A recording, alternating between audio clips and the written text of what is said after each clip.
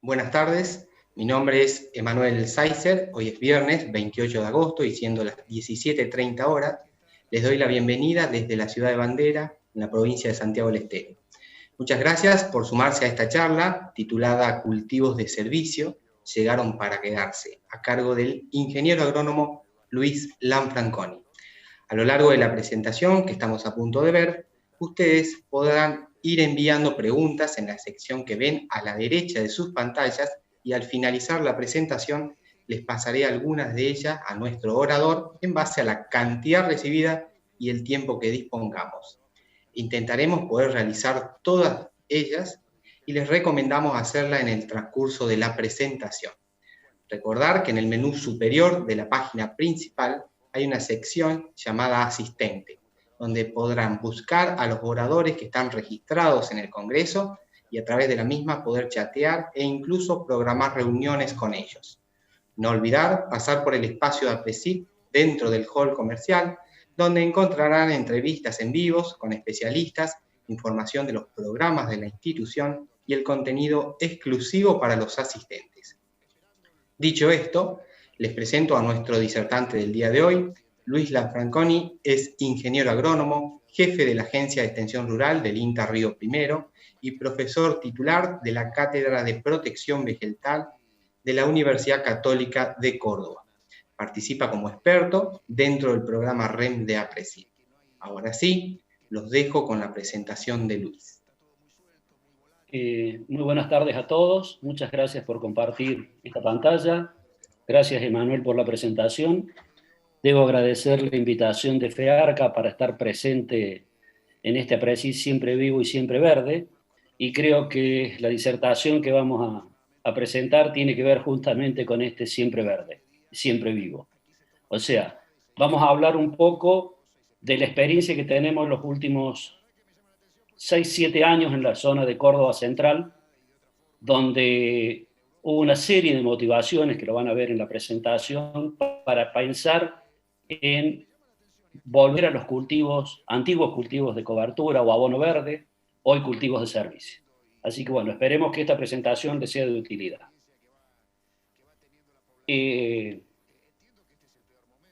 Hace muchos años, si me han escuchado en algunas de las presentaciones, y es el mea culpa que hago hoy y la propuesta, estábamos pensando que teníamos que tener los campos limpios como se ve ese barbecho, que era la forma de evitar que las malezas nos consumieran agua y nos consumieran nutrientes. De hecho, ese barbecho perdía alrededor de los 30-40 milímetros durante los 3 meses y medio o 4 que tenemos en la zona central de Córdoba, entre que sale un cultivo y puede ingresar otro. La propuesta hoy es volver, como dice APRESID, siempre vivo, siempre verde. Es poder tender un puente con un cultivo de servicio que una a los 2 cultivos que hacemos durante la temporada de verano. En la zona semiárida central, salvo años especiales que tenemos una muy buena precipitación en octubre, es muy difícil hacer un cultivo de invierno a cosecha, por lo que significa el consumo de humedad durante todo ese periodo. Primero una definición, porque a mí me gusta decir esto. Yo estoy en el mundo de los cultivos de servicio mirando la problemática de maleza. Y la problemática de maleza es uno de los puntos más que tienen los cultivos de servicio. Los cultivos de servicio tienen grandes aportes, muchísimos aportes, a todo lo que puede hacer fijar carbono, optimizar el balance de carbono, inmovilizar nutrientes móviles durante el barbecho, como nitrógeno y azufre, mejorar la eficiencia del uso del agua. Yo lo que veo es control de maleza, y otro plus que tienen es que si yo logro implementar muy buenos cultivos de cobertura y hay restos de herbicidas en el suelo, esos herbicidas van a empezar a disminuir. Entonces ese cultivo que yo tengo entre las 2 cultivos de verano me va a servir como una especie de bioremediación. Va a ir degradando las moléculas de herbicidas que están en el suelo, siempre y cuando no afecten el desarrollo del cultivo de cobertura.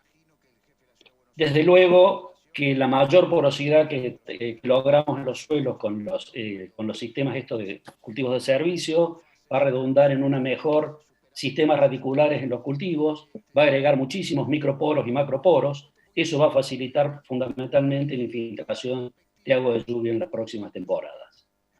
tenemos cultivos de cobertura para todos los gustos, y eso es lo interesante de haber empezado a rodar con este tema, porque hoy hay trabajos ya de investigación y hay trabajos de ajustes de tecnologías a campo.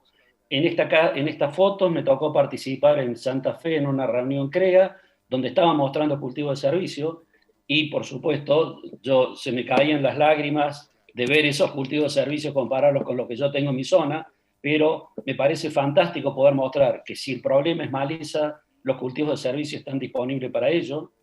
Y una prueba de esto es un trabajo que hicimos en el año 2014 en Obispo Trejo, donde veníamos de un otoño con mucha humedad, se sembró cebada forrajera y cebada cervecera, y si pensamos en el control de malezas, vemos claramente que cuando yo supero los 5.000 kilos de materia seca, prácticamente no tengo malezas en el lote. Y dependiendo del perfil de ese material genético, puede ser más agresivo o menos agresivo. Lo que también es cierto es que si yo tengo una baja cobertura, como en el último recuadro que tengo abajo, de 1.300 kilos de materia seca por hectárea, empezamos a ver malezas que empiezan a querer convivir con el cultivo de cobertura, y es porque está faltando cobertura del suelo con la materia verde que tiene que producir el cultivo de servicio. También vimos en la zona de Rafaela cultivos de servicios que pueden servir o para romper capas duras, como es el caso de las brasicáceas, que se están evaluando, que generan una raíz pivotante muy importante, o abajo vicias, que se está pensando y cada vez con más uso, después del centeno es el cultivo que tiene una mayor cantidad de uso, pensando fundamentalmente el productor argentino de incorporar nitrógeno a través de esta leguminosa durante el invierno para seguir en rotación con maíz. Pero también podemos tener, y lo escuchaba al americano que habló hace un rato de cultivos de servicio, que si pudiéramos tratar de implantar multicultivos, multiespecies, sería algo sumamente interesante, y es lo que vemos en estas fotos, o sea, cultivos de centeno mezclados con vicia y mezclados con nabos forrajeros, hacen un mix que es por demás de interesante porque cumplen varias finalidades en un solo lote. La responsabilidad que teníamos nosotros de las oficinas de extensión era tratar de brindarle a los productores algo que sea de utilidad, que se pueda medir en forma y que entrara por los ojos. O sea, no podíamos pensar que le íbamos a convencer al productor con trabajos científicos o con información de tipo científica, sino teníamos que darle algo que realmente le impactara. Y teníamos dos problemas en nuestro diagnóstico fundamental. No teníamos, se hace siembra directa en el centro norte de Córdoba, y en forma de broma decimos que sembramos directamente, no que hacemos siembra directa, porque es muy difícil lograr que se acumulen rastrojos en la superficie. Por lo tanto, veíamos como una necesidad que ingresara el cultivo de maíz, cosa que ha ingresado cada vez más en la zona norte, centro-norte de Córdoba, pensando que era un aporte sustantivo en la acumulación de rastrojos en superficie. Pero llegamos a las temporadas de viento y esos maíces que lo hacíamos con gran sacrificio se perdían, se volaban. Entonces teníamos que dar algo que realmente funcionara. Y la otra pregunta que teníamos de muchos años para contestar, y hemos hecho un montón de ensayos de distintos tipos de aplicación de herbicidas, era cómo solucionamos la problemática de malezas en el mes de fines de junio, julio y casi agosto, cuando cosechábamos maíces que se sembraban en diciembre. Que esos maíces salían tapados de malezas. Entonces, esto es lo que teníamos en el norte de Córdoba, se hacía maíz pensando que íbamos a tener la posibilidad de tener rastrojo en superficie y se volaban, pasaba esto, teníamos una gran acumulación de rastrojos en los alambrados que lo retenían. En el resto del lote teníamos pérdida de rendimiento. O tenemos esta hermosa foto, un alambrado perimetral que lo hemos tapado de hoja de maíz en el momento de una tormenta de viento en el mes de agosto en Córdoba.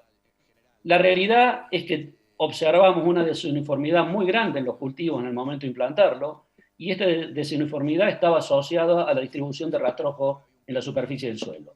Donde menos rastrojo teníamos, las plantas nacían más tarde, o nacían competidas. Esto es lo que veíamos, y uno de los trabajos que hizo el grupo Kerner en el norte de Córdoba sacó estos resultados. De 20 quintales que tenía, 20.2 quintales de soja, donde tenían muy buena cobertura, pasamos a 15.2. Y donde había maíz, de 75 quintales a 71 quintales. Eso, el día de la fecha, que me asusté porque tenía el número viejo, significa perder $115 o $51 al valor que tiene la producción hoy. Entonces, el hecho de poder mantener rastrojos en superficie ya era un avance por demás importante. Y evitar tener lotes de esta forma. O ni pensar la problemática de labranzas, que es algo que se encaró en su momento con la siembra directa, y no podemos pensar que la solución de la maleza va a ser mover los suelos de nuevo, porque si no, agravaríamos estos problemas que todavía tenemos en las zonas onduladas.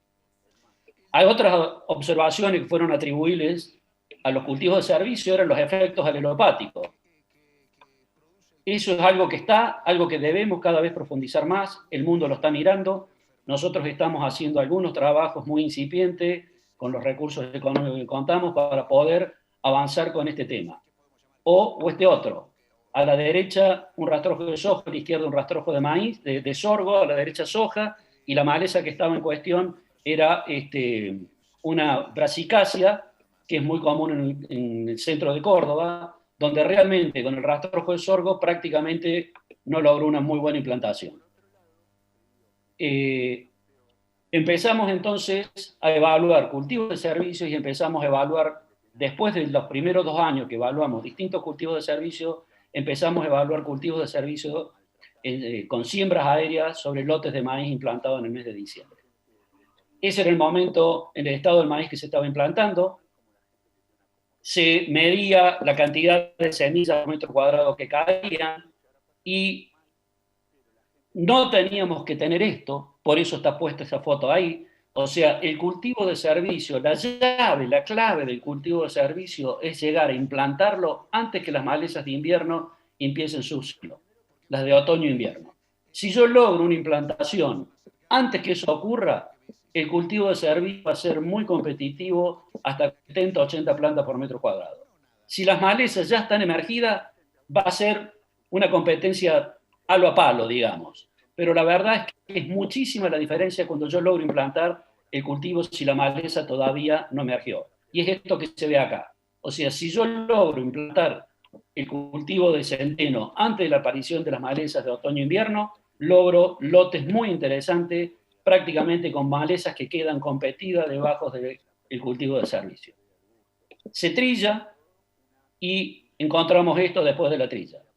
Y mientras que estaba dentro del maíz, ese centeno venía creciendo lento porque estaba aislado, le faltaba luz, después que trilla explota y realmente deja lotes muy interesantes porque tenemos un control de malezas muy importante, tenemos los rastrojos en superficie y después vamos a ir a sembrar sobre el rastrojo del centeno que quema.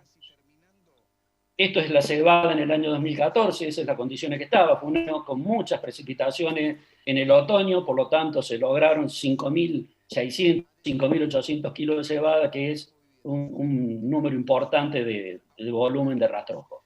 Ese cultivo de servicio implantado 2 meses después, 3 meses después de la siembra, no impacta de sobremanera en los rendimientos finales del cultivo.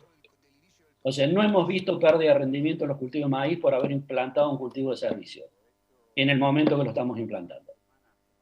Y realmente en el control de la maleza es muy marcada la diferencia. Si ustedes ven esa foto, a la izquierda estaba la cebada y el maíz, a la derecha estaba el lote con el barbecho natural, donde está lleno de maleza por todos lados. No tenemos malezas ni en el alambrado con la competencia que genera el cultivo de servicio posicionado en tiempo y en forma. Si vemos malezas, efectivamente hay una diferencia muy grande donde tengo cultivo de cobertura, donde no tengo cultivo de cobertura, y en los trabajos de estos años 14, 15 y 16, sin aplicar herbicidas, sembrando y evaluando distintos tipos de coberturas, de cobertores entre especies y cultivares, lo que podemos decir como resumen es que la presencia de los cultivos de cobertura disminuyeron un 90% cada uno de esos años la presencia de malezas. O sea, que con solo hecho tener implantado temprano el cultivo de cobertura, disminuimos un 90% la presencia de materia seca y malezas adentro del lote. En el año 2014 hicimos la primera experiencia de volar 28 hectáreas. Esas hectáreas se volaron peleteadas y sin peletear, y les voy a contar el porqué del peleteado. O sea, cuando hicimos las primeras evaluaciones de vuelo y veíamos la distribución de la semilla en el suelo, veíamos que la de mejor distribución la tenía la semilla de trigo. Después seguía el centeno, un poco distanciado, y avena. Y el tema central de eso era el peso de 1000 semillas. Entonces decidimos en esta primera experiencia peletear la semilla de centeno para llevarle al peso de 1000 de la semilla de trigo.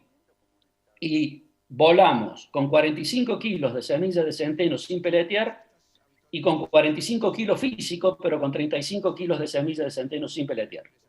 Y lo que observamos es que a los 66 días el centeno sin peletear, por la mayor cantidad de semilla, había una mejor presencia, número de malezas por metro cuadrado, y a los 128 días prácticamente se habían igualado. Y lo que observamos después es que en el caso de materia seca, el centeno peleteado produjo mucho más materia seca. No tenemos una explicación por qué tenemos el doble materia seca, pero es lo que medimos. Había más materia seca y que el centeno sin peletear. Y cuando veíamos materia seca en la maleza, donde habíamos peleteado teníamos mucho menos materia seca de maleza que donde estábamos sin peletear.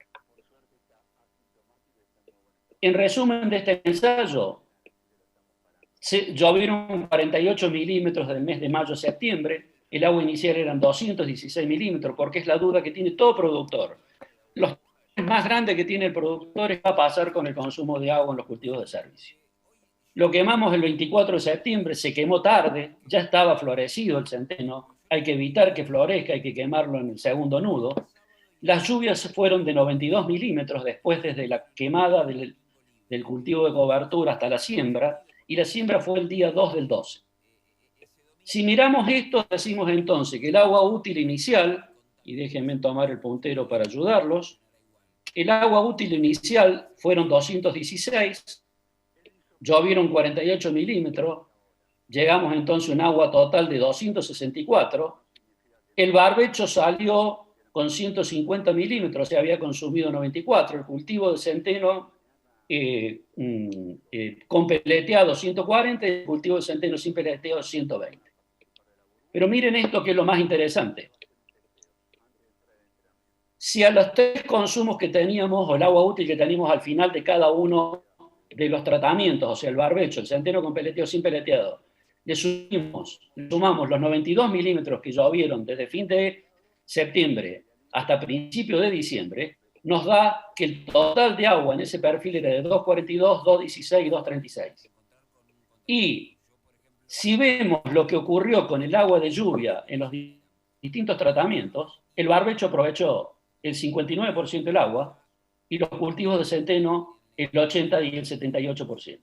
Entonces, quiere decir que si yo tengo cobertura sobre la superficie del suelo, tengo una mayor capacidad de absorber el agua de lluvia y ser mucho más eficiente en lograr que el agua de lluvia, que es poca durante la primavera en Córdoba, sea mucho más eficiente en su utilización. Volvamos en el año 2016 a otro campo, volvimos a hacer la misma experiencia, llegamos un poquito más tarde en este caso, al 21 de junio, esto era lo que se veía en el lote, va a haber algo sumamente importante porque nos pasó el año pasado, lo comento ahora. Si la densidad de maíz son maíces de arriba de las 78.000 plantas por hectárea, realmente el centeno aparece muy aislado abajo porque le falta luz. En nuestras zonas, que las siembras son de aproximadamente 58, 60.000 plantas por hectárea, tenemos condiciones para que el centeno reciba luz y empiece a progresar un poco más rápidamente. Con respecto al control de malezas, en este caso había un cuarto menos de malezas por metro cuadrado, 4 veces menos de malezas por metro cuadrado que donde habíamos utilizado los cultivos de cobertura dentro de ese lote. O sea, de 160 kilos por hectárea de materia seca de maleza a 700. O sea que realmente el cultivo de cobertura impactaba sobre el desarrollo de las malezas adentro de los lotes de maíz, y el productor no se veía obligado a trabajar con altas dosis de herbicida o trabajar con doble golpe para solucionar la problemática de las malezas que tenía después de la cosecha de maíz durante el invierno. Volvimos a seguir dando una vuelta de rosca al proceso de conseguir información y empezamos a evaluar el comportamiento de distintos cultivares de centeno. Nosotros seguimos apostando al centeno como un material interesante para la zona semiárida.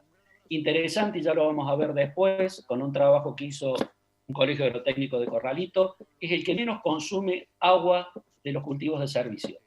Y si la problemática es agua en la zona semiárida, es sumamente interesante. Y es el que tiene un perfil muy valorable en cuanto al control de malezas. En este caso, en un lote que teníamos de experimentación, había casi 1000 plantas de yuyo colorado por metro cuadrado, implantamos trigo, triticales y 7 cultivares de centeno, tratando de buscar a ver cuál de ellos era el más agresivo y que mejor podía controlar yuyo colorado el inicio de la primavera. Y efectivamente, de las 988 plantas por hectárea que había yuyo colorado, trigo y triticales frenaron más de la mitad, muy interesante. Hubo centenos que frenaron un poquito menos, 344, pero hubo centenos que tenían un perfil muy interesante, y Quehue llegó a tener 83 plantas de yuyo colorado por metro cuadrado. Estamos ahora con una pequeña línea de investigación que vamos a tratar de corroborar esto que vimos en el campo a nivel de laboratorio. O sea, vamos a probar distintos cultivares de centeno con yuyo colorado, con rama negra, para ver si efectivamente hay una inhibición radicular importante en función del cultivar que estemos evaluando. El año 2018 volvimos a hacer la misma experimentación. Lamentablemente tuvimos el inconveniente que ese año explotó Urocloa panicoide, apareció prácticamente la segunda semana de septiembre, antes que amaneciera Amaranthus, con una densidad que no podíamos creer, eran casi 1000 plantas por metro cuadrado, y no tuvimos nacimiento Amaranthus. Y no podíamos eliminar Urocloa, porque si eliminamos Urocloa, eliminamos el cultivo de servicio. Así que nos queda repetir esto nuevamente. Después que veamos en laboratorio cómo va, vamos a volver a repetirlo a campo. En el año... ¿Qué pasó acá? Acá me parece que se saltó una diapositiva. Ah, no, perdón. El año 2019 y 2020 hicimos una propuesta distinta. Nos juntamos 2 agencias de extensión. Mi zona, donde yo trabajo, es una zona relativamente plana, y me parecía que esto era interesante demostrarlo en zonas donde tuviera mucho más complejidad la problemática de desniveles de suelo. Entonces hablamos con los amigos de la agencia Río Tercero en Córdoba y nos fuimos a la zona de Despeñadero, o sea, mitad camino Río Primero, Río Tercero, una zona ondulada, con una empresa de servicio que estaba muy entusiasmada a colaborar con nosotros, que era el Reparo, y una empresa de aeroaplicación, que es una empresa de pulverizaciones aéreas que está radicada en Corralito. ¿Qué se hizo con esto? Se planteó la idea de llevar esto a una escala mucho más grande, ver cuántos productores querían sumarse en este primer desafío de evaluar los cultivos de servicio de gran escala. Se generó toda la logística para que esté la semilla en tiempo y forma. Se hizo una reunión de productores con la empresa de aeroaplicación para coordinar las formas que se iba a volar y que se iban a sembrar para bajar costos. O sea, una planificación de la siembra aérea para bajar costos. Y en el año 2019, 9 productores, está mal escrito, se anotaron en esto y se volaron 1.200 hectáreas de centeno. Hicimos algunas pequeñas pruebas en alrededor de 200 hectáreas sobre soja, y en la campaña 2020 se sumaron 14 productores y se volaron 2.400 hectáreas, que es lo que está hoy en marcha, y lo que le hemos pedido a los productores que por la seca que tenemos, los primeros días de septiembre se corte el cultivo de servicio, se deseque. Esta era la zona de trabajo que hicimos en el año 2019, con un centro cercano a Losada, con centro cercano a Despeñaderos, y al otro margen del río de Despeñaderos, en la zona de Rafael García, Losada, Altagracia, unas zonas con suelos bastante ondulados. Y se logró este tipo de implantación. Se trabajó con centeno peleteado y sin peletear, nuevamente 45 kilos y 35, queríamos seguir insistiendo para ver cómo nos llevaba esto. Lo que veíamos era que el centeno peleteado, en la foto de acá abajo, tenía un mejor desarrollo que el centeno sin peletear. Estos centenos tenían cura semilla, estos centenos tenían un insecticida y un fungicida, y también le habíamos agregado azospirilo, que es un promotor radicular, o sea, pensando en todo lo posible para lograr una buena implantación. Se implantó desde estas 1.400 hectáreas, desde los últimos 3-4 días de febrero hasta la primera semana de marzo. Ese maíz había sido implantado el día 15 de diciembre. Y este es el desarrollo de las plantas por metro. El tratamiento 7 y 8 son de suelos muy arenosos en la costa del río. Faltó humedad, no se logró una implantación adecuada como lo que queríamos. Estuvo más o menos distribuido, que es lo que se ve a la izquierda en la fotografía, y en los otros campos se lograron implantaciones cercanas a un promedio de 65 plantas por metro cuadrado, que no es bueno, tendríamos que tener de 80 para arriba, pero que estaba bien para iniciar esta estrategia. Se midió la humedad en el perfil del suelo hasta el 1,5 metros, y nuevamente los resultados con respecto a esto. El agua inicial en el cobertor era de 186 milímetros, en el testigo, que era el barbecho, 172, barbecho limpio, o sea, se habían puesto herbicidas para que no haya maleza. El agua al final era alrededor de los 140 contra 191. El cultivo de servicio había consumido los 50 milímetros de diferencia más 18, 19 de una lluvia, o sea, había consumido cerca de 70 milímetros. Pero estos 91 milímetros que llovieron después de haberlo quemado el cultivo de cobertura alrededor del 20 de septiembre, hasta la fecha de siembra del 15 de noviembre, lo que tuvimos es una eficiencia de captura de agua casi del 95% en el cultivo de cobertura y un 50 y pico por ciento en el cultivo, en el testigo como barbecho. O sea que el rastrojo en superficie del maíz más el rastrojo del centeno quemado capturaron la mayoría del agua de lluvia que cayó en este momento. Y es algo que coincide con todos los que dicen los productores. Los lotes salen con menos humedad, pero al momento de la siembra tenemos un perfil de humedad igual o mejor que el barbecho que habíamos dejado sin sembrar con el cultivo de servicio. Con un tema importante además, estamos capturando un agua que es sumamente importante porque son las primeras precipitaciones que ocurren en la temporada. O sea, el agua de septiembre a octubre es vital para empezar a armar un piso de humedad para poder sembrar los cultivos de verano en noviembre y diciembre. Y esta captura de agua que se hace inicial continúa con todas las otras precipitaciones durante el ciclo. Un trabajo que hizo la gente del Colegio Oroteño de Corralito, que los compartió el año pasado, es que ellos midieron el consumo de agua en el barbecho, en el centeno, en la avena y en el trigo. Y se ve claramente en este trabajo que el que menos agua consume es el centeno y el que más agua consume es el trigo, para producir hasta casi floración, que es 25 de septiembre, que es cuando lo quemaron, el resultado final de esta evaluación. O sea, lo que nosotros veíamos de bibliografía y sabíamos, y lo habíamos charlado con técnicos investigadores de INTA de La Pampa y del sur de Buenos Aires, era que el centeno era el que menos consumía realmente agua. No era el mejor cultivo en mi zona para producción de forrajes para ganadería, porque de hecho avena era mucho más abundante en la época ganadera del departamento de Río Primero, pero efectivamente esto nos mostraba que estábamos por el buen camino. En el año 2020 fueron 2.400 hectáreas y esto es lo que está en marcha hoy. Y una cosa sumamente interesante para que ustedes miren, no hay malezas que estén por arriba del centeno. O sea, si yo siembro, si yo vuelo y realmente las condiciones fueron buenas, el centeno se va a desarrollar y la maleza va a quedar competida por debajo del centeno. Estos centenos se controlan o se terminan en su ciclo con una aplicación de una dosis baja de glifosato más una dosis baja de 2,4-D por alguna maleza de hoja ancha que puede estar entremezclada, y con eso quedamos listos para empezar la temporada del otro año. Como comentario final, Empezamos en el año 2014, después de haber empezado a evaluar cultivos de servicio en el año 2012 con un proyecto entre la Universidad INTA, y fueron 28 hectáreas voladas. El año 2020, en el centro norte de Córdoba, hay más de 95.000 hectáreas voladas.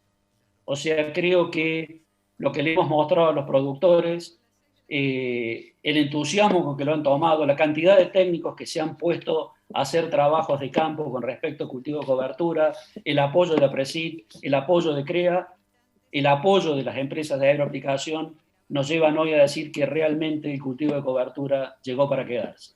Por supuesto, el cultivo de cobertura llegó para quedarse, es una herramienta más que tenemos para pensar en la problemática de las malezas, porque el cultivo de cobertura por sí solo no va a solucionar tampoco el problema.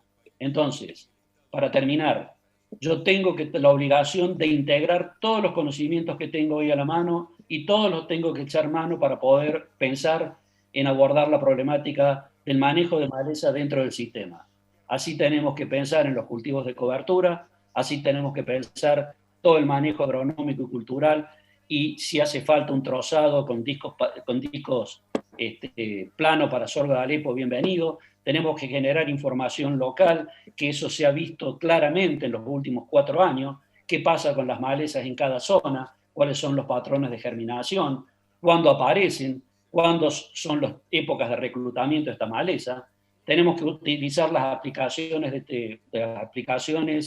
de formas dirigidas para controlar malezas perennes con la tecnología que tenemos disponible. Tenemos que echar mano a toda la biotecnología que nos brinden las compañías. Todo este conjunto de cosas es lo que podemos llamar humildemente manejo integrado de malezas. O sea, tenemos que tratar de integrar todos los conocimientos posibles para pensar en solucionar la problemática de las malezas resistentes.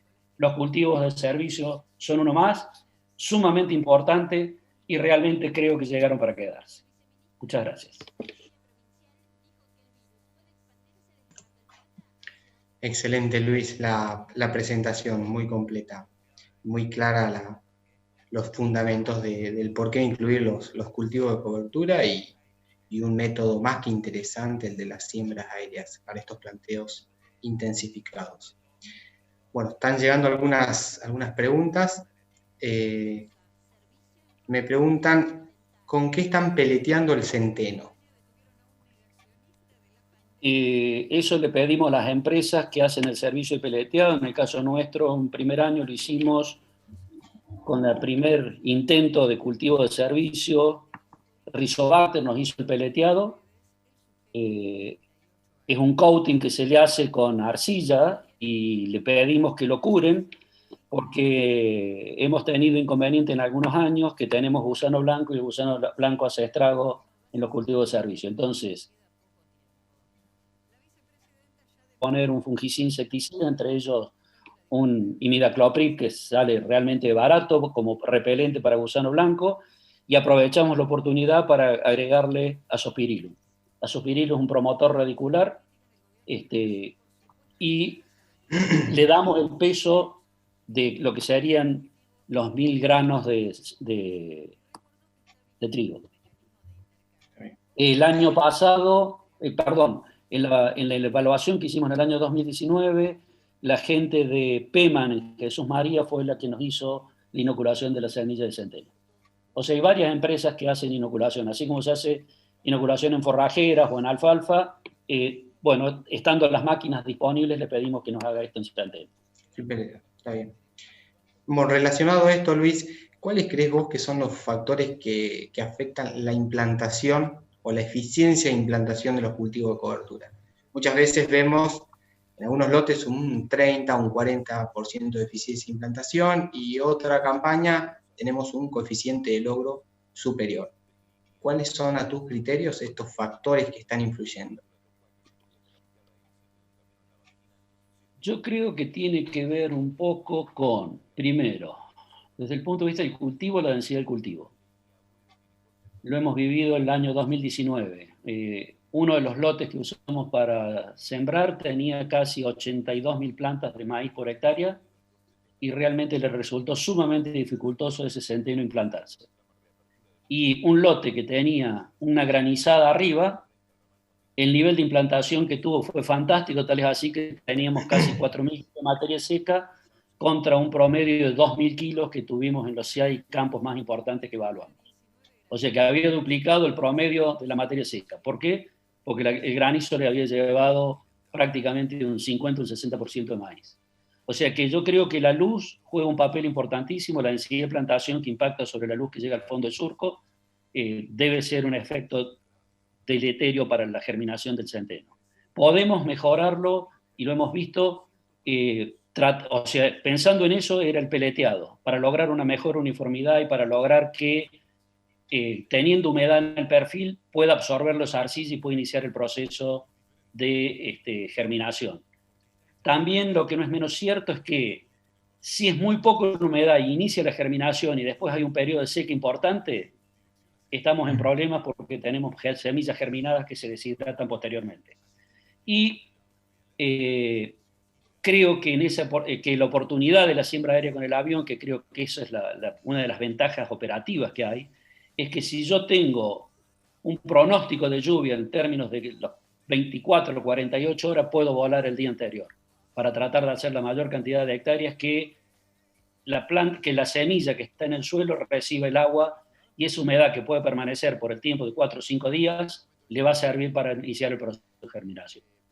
Nos pasó allá lejos, allá en el año 2015, cuando nos hizo el trabajo Rizobacter, volamos 4 campos, le habíamos pedido a los productores que volaran, que no tuvieran miedo de volarlo en verde, no nos hicieron caso, tenían miedo, le parecía que no iba a llegar la semilla al suelo, por lo tanto demoraron el vuelo y hicieron siembras en abril y realmente nació el 10% y nació el 20% en lo peleteado. O sea, el peleteado mejora el nacimiento, pero no sirvió con el suelo seco. Mientras que cuando nos vinimos con siembras a fines de febrero, principio de marzo, la presencia de maleza era poca, era escasa cuando empezábamos a sembrar y teníamos todas las chances de la lluvia del mes de marzo en Córdoba, que es importante. Excelente, Luis. ¿Cuántas plantas por metros cuadrados, cuántas plantas objetivos esperas de una mezcla vicia-centeno para que sea un buen cultivo de cobertura? Ah, qué linda pregunta. Hicimos una prueba el año pasado con un aplicador y yo no creo que tengamos los equipos preparados para poder hacer una mezcla y que la mezcla se distribuye uniformemente sobre el lote. Porque el peso específico centeno-vicia es muy distinto. Mi pregunta, porque lo estuvimos charlando con un aeroaplicador del norte de Córdoba, era ¿qué pasa si yo calibro el equipo lo mejor que puedo y siembro centeno y después siembro vicia? Y me dijo que le parecía interesante. De hecho, él había sembrado centeno y le pedimos que una parte la vuele con melilotus y otra parte la vuele con vicia. Y él había sembrado centeno el día 1 y el día 3 no estaba volando la vicia y el melilotus. Y tuvimos una excelente implantación de vicia. Y teníamos una excelente implantación del centeno. He estado charlando con la gente de FEAR, que he estado charlando con los asesores que tienen ellos. Todavía tenemos mucho para mejorar con lo que es siembra aérea. Hay un entusiasmo por parte de las empresas de aeroaplicación que si esto llegó para quedarse, habrá que repensar y tener aviones para poder hacer siembras de cultivos de servicio y posiblemente mejoremos el nivel de tecnología para la distribución de semillas. Yo lo veo dificultoso mezclarlo. Con 60 plantas de centenos que vos tengas por hectárea y 30, 35 de vicia, yo creo que te sobra perfectamente bien para tener un tapiz vegetal. Está bien. ¿Han probado centenos ciclos cortos, ciclos largos, al igual que el trigo? Luego mostrabas algo de consumo de agua y sabemos que dentro de este mundo de las especies y cada una de las gramíneas, en caso de centeno, tenemos ciclos largos, intermedios, cortos. Y muchas veces los cortos, sembrados tempranos, ante altas temperaturas, tienden a encañar. No todos los años, pero puede llegar a pasar y tenemos cultivos de cobertura más bien chicos y petizos y que no cumplen la funcionalidad que veníamos a buscar. ¿Han evaluado Sí, algo de eso? cuando evaluamos los 7 cultivares, había ciclo largo y había ciclos intermedios. No nos gustó mucho los ciclos, no nos interesaban mucho los ciclos cortos, por esto que vos decís. Nuestro invierno es muy crudo, nuestro invierno es sumamente seco, no tenemos humedad de napa, por lo tanto, si el centeno empieza a estresarse, uno lo ve en el mes de agosto con la vara floral y empieza la floración temprano. Y tenemos que estar secándolo anticipadamente. Nos gustó mucho en su momento Don Enrique, como un material interesantísimo para sembrar prácticamente mediados de marzo. Generaba un volumen de rastrojo sumamente importante. Fue un material que lo estuvimos evaluando durante 3-4 años, que nos gustó mucho. Prácticamente no había malezas de invierno abajo de Don Enrique, mientras que en otros centenos sí teníamos escapes de malezas de invierno. Y qué bueno, nos gustó, pero es un ciclo intermedio, me parece, y empieza a querer, en años muy secos, empieza a querer largar la espiga temprano. Ahora, tiene una capacidad para control de yuyo colorado impactante. Entonces tenemos que ver cómo nos jugamos con, en qué momento la siembra aérea, en qué pasa con las malezas, porque el objetivo central de todo esto es poder arriba de un maíz poner un cultivo de servicio y no usar herbicidas. Ese es el objetivo central. Es más, si uno sigue el índice IQ de impacto ambiental de herbicidas, si nosotros sacamos de forma importante los barbechos grandes que hacemos durante el invierno para solucionar el problema de maleza, ese número que dice algo, porque no tiene, es un valor, es un número, lo bajamos a la mitad cuando usamos cultivo de servicio. Entonces, para los campos que están certificando, me parece que es un tema interesante poder demostrar que uno está utilizando dentro del manejo del lote, dentro del manejo del sistema, las variables menos agresivas para el ambiente. Está bien. Luis, acá hay una pregunta más ganadera. ¿Han evaluado el pastoreo de los cultivos de cobertura? No, porque no tenemos ganadería. Eso lo charlamos, me acuerdo, con la gente de APRESIP en Rosario. Y la respuesta mía fue simple. Si yo tengo 6.000 kilos de materia seca y puedo meter una tropa controlada que me coma 2.000 kilos y me deje 4, vamos a estar todos contentos. No hay ningún problema. Lo que no podemos es tener una tropa hambriada y ponerla dentro de un cultivo de servicio y que lo pastoree y lo deje en el piso. O sea, si yo respeto un volumen de rastrojo final, perfectamente el remanente se lo podríamos dar verde. Está bien. Acá hay otra pregunta, dice, el cultivo de avena, si lo han probado sobre sorgos graníferos muy densos. ¿Cómo lo ves? En siembra aérea. El cultivo de avena lo hemos evaluado avena cristal y otra avena más, y hemos evaluado avena estrigosa. Nos pareció mucho más agresiva estrigosa. El inconveniente de la avena abajo de los maíces es el perfil sanitario. En sorgo no lo hemos usado. Y el perfil sanitario de la avena es importante porque si vos la pones debajo del follaje del maíz, de la canopia, si un otoño se satura de humedad, las enfermedades de hoja te las llevan a la avena. Cuando te descuidaste, te quedaste sin avena.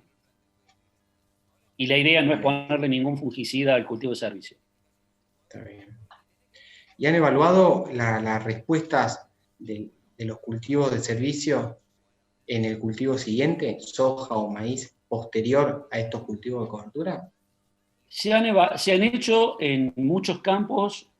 El año de la seca parecida a esta, hace 3 años atrás, en 700 hectáreas rindió un quintal menos la soja, que venía de cultivo de servicio contra no cultivo de servicio. Y las palabras de los propios dueños de los establecimientos me dijeron, si esto es lo que vamos a perder un año seca, el cultivo de servicio se queda. Porque si vos mirás el ahorro que tenías de herbicidas, era más caro poner los herbicidas que perder el quintal de soja. Lo interesante de esto, lo más interesante que tiene, y para alguien que sea curioso o investigador, que es fascinante, es que no hay una receta. Cada lote es una toma de decisión y que está involucrando al dueño del lote.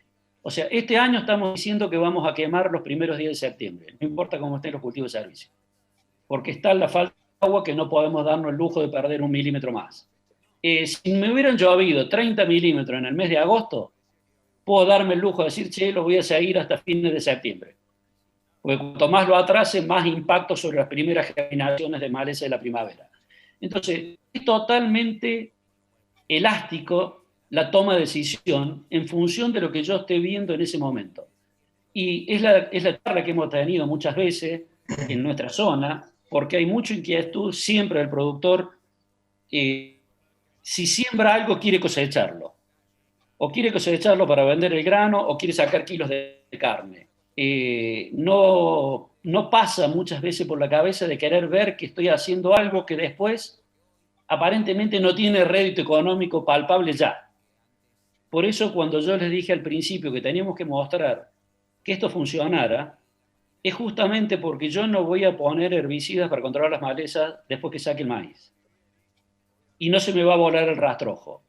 Lo otro va a llegar como consecuencia de que este sistema siga adelante 4 o 5 años los lotes, para empezar a cambiarle la cara a los lotes.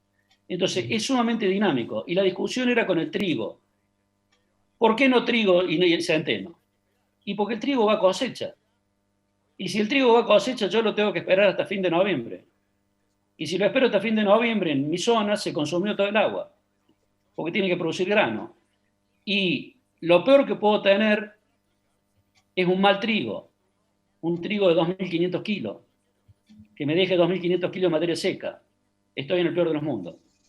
Porque tengo toda la complejidad de la maleza que nace dentro del trigo, que tengo que tratar de controlarla, porque el trigo en esa situación no me está brindando el servicio de frenar el desarrollo de la maleza. Si el trigo pasó los 5.000 kilos, es otra historia. Es una zona que se puede hacer trigo.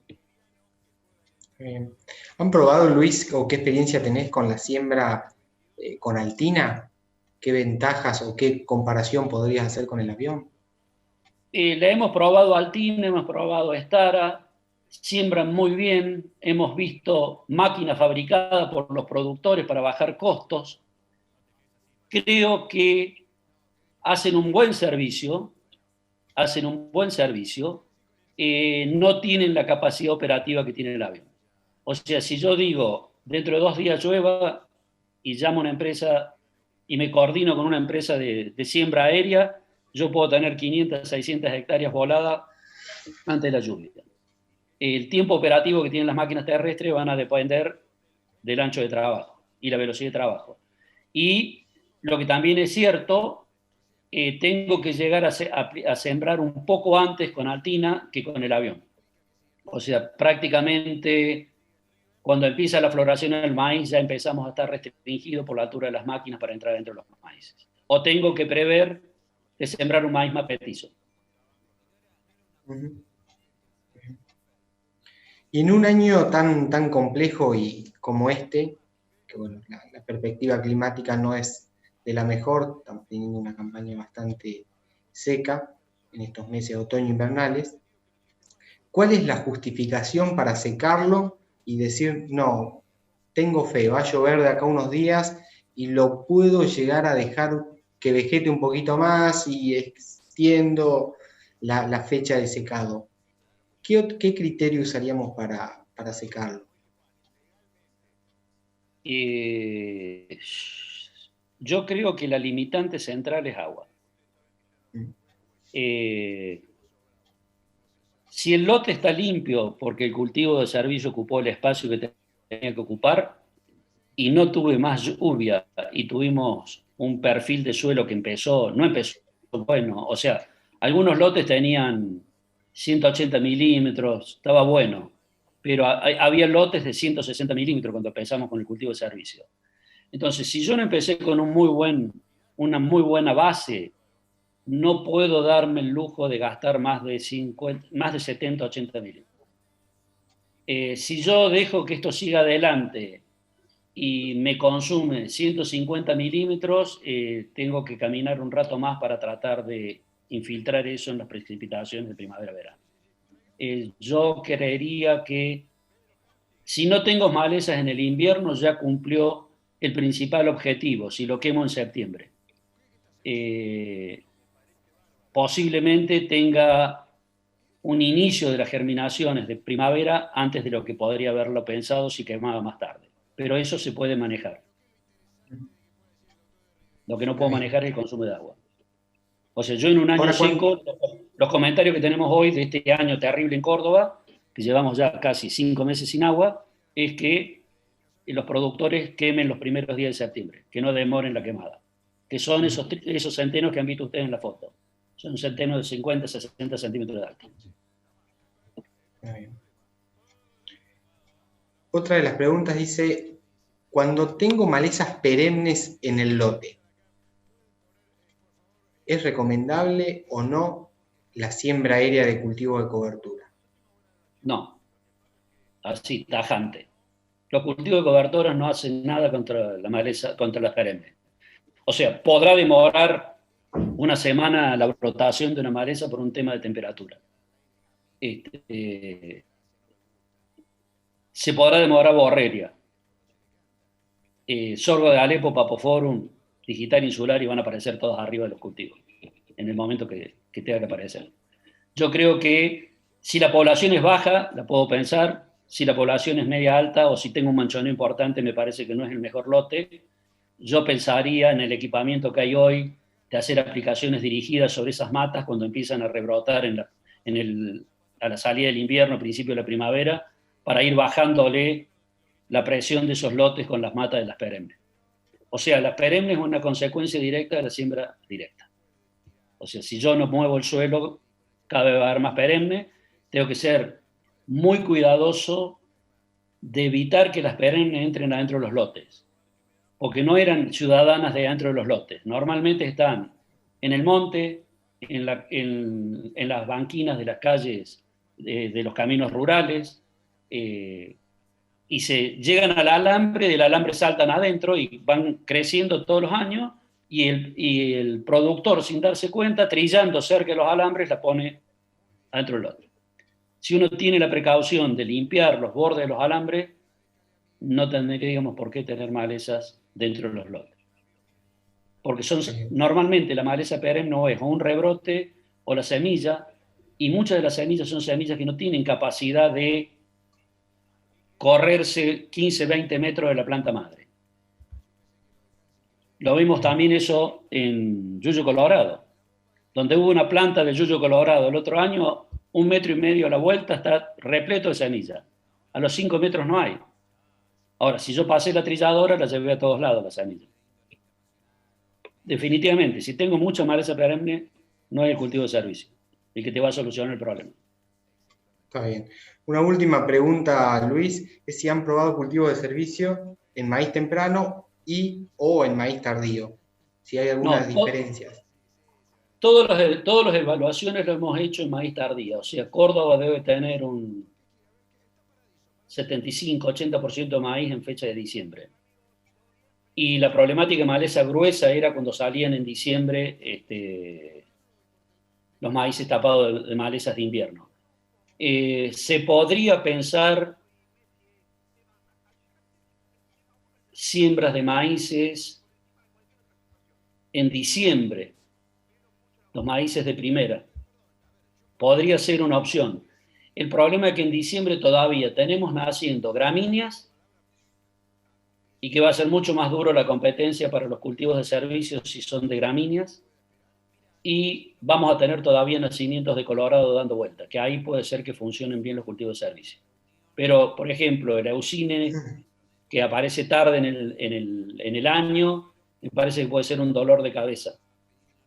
Y si tenemos una población muy alta de malezas y hemos puesto herbicidas muy importantes temprano, también eso puede ser una limitante para la toma de decisión del cultivo de servicio que vamos a usar. Entonces, lo que nosotros hemos planteado es los cultivos más agresivos y de muy buena calidad de control de malezas, lo posicionamos en el barbecho corto de 45 a 60 días antes de la fecha de siembra, y trabajamos con herbicidas con menos persistencia durante la fecha de siembra. Y hacemos repasos postemergentes con atracina. Cosa de llegar a la fecha de siembra de los primeros días de marzo prácticamente sin herbicidas en el perfil del suelo. Genial, Luis. Bueno, muchísimas gracias a vos por tomarte el tiempo, contestar todas las preguntas, muy claro y muy contundente los fundamentos. Gracias a la audiencia, también han realizado muchísimas preguntas, hemos tratado de abordar la mayoría, quedaron algunas, pero cualquier cosa van a poder conversar con Luis afuera del taller. Aprovecho para invitarlos a ver el siguiente video, que bueno, trata sobre el cierre del Congreso, ya que bueno, esta es la última charla de esta edición del Congreso de APRESID, Siempre Vivo, Siempre Verde. Así que bueno, nuevamente Luis, muchas gracias a la audiencia. Muchísimas gracias, Manuel, por tu colaboración, muchísimas gracias por ser el que estuviste coordinando esta reunión. Hasta otro momento. Y muchísimas gracias a la audiencia por estar del otro lado de la pantalla.